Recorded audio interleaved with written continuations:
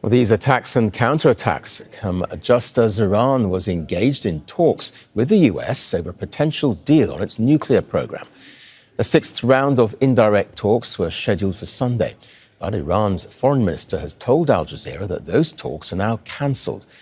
Abbas Araghchi has said there is no justification for continuing negotiations in light of Israel's continued attacks.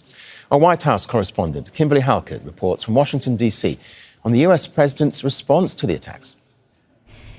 U.S. President Donald Trump presided over the 250th birthday of the U.S. Army on Saturday, coincidentally also the president's birthday. And he had a message for America's adversaries, perhaps even Iran, in this thinly veiled threat. He told the crowd that America's enemies have learned if you threaten the American people, our soldiers are coming for you. Defeat will be certain. The U.S. president, though, did not mention the Iran and Israel conflict directly. But earlier in the day, he did hold calls and discuss the escalating situation in the Middle East with the European Union chief, as well as the Turkish prime minister and the Russian president Vladimir Putin. Putin telling Donald Trump that he is condemning the military operations by Israel against Iran and that he believes this should be resolved with diplomacy. The U.S. president, for his part, said that U.S. negotiators are ready to resume working with Iran's representatives to limit Iran's nuclear program,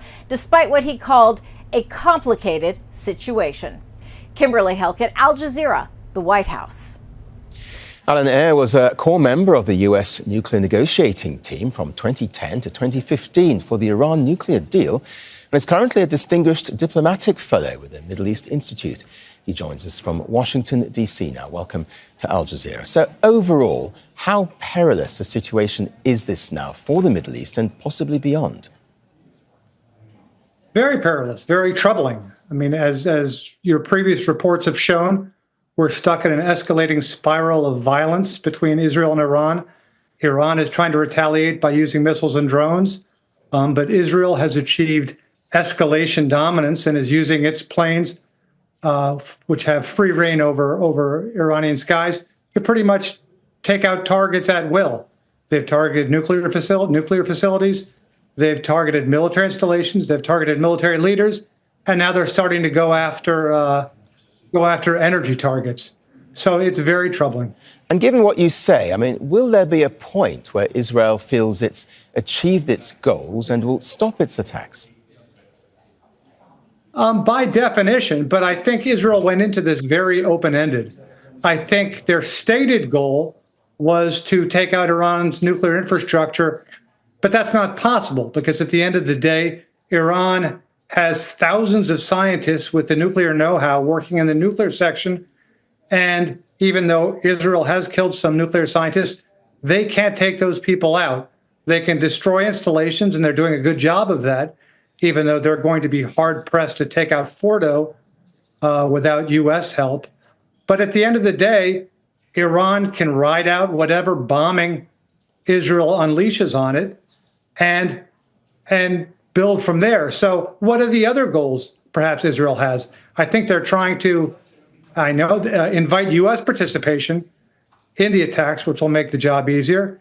And I think ultimately, Israel's best case scenario is trying to encourage, if not regime change, the toppling of this regime in Iran. In a practical sense, though, what options does Iran have now, having felt compelled to respond to Israel's original attacks on its command and nuclear infrastructure?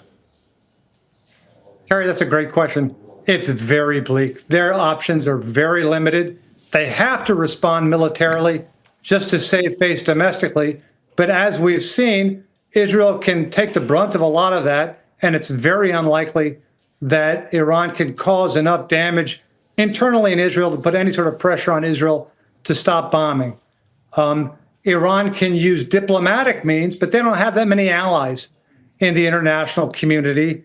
And even if they did, Israel has shown that it's spectacularly unwilling to listen to international opinion when it's pursuing what it considers legitimate military goals.